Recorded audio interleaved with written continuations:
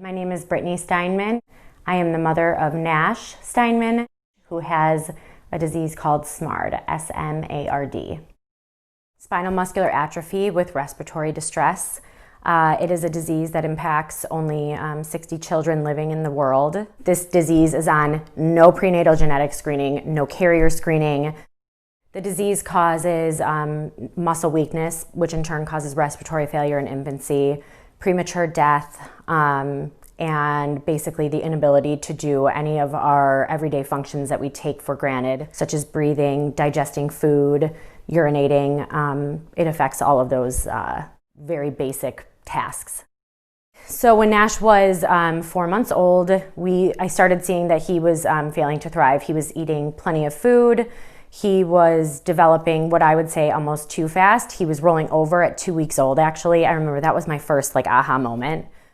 Also during that time, we were being told that he was actually completely fine and that, I had postpartum depression and people were trying to put me on medication.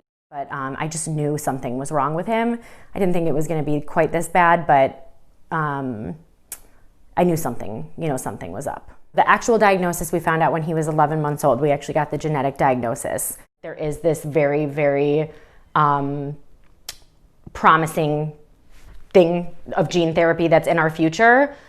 As hard as my life is, as hard as things are, I would not change my circumstances for the entire world. And I'm so happy that I trusted my intuition to make sure that, that he not only lived, but lived the best life possible.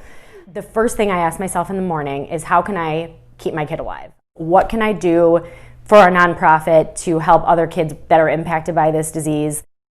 My job to, keep my mind off of it is to fundraise so that Nash and 10 to 12 patients will be able to qualify for a gene therapy in the year 2020. So that's sort of where my day-to-day is.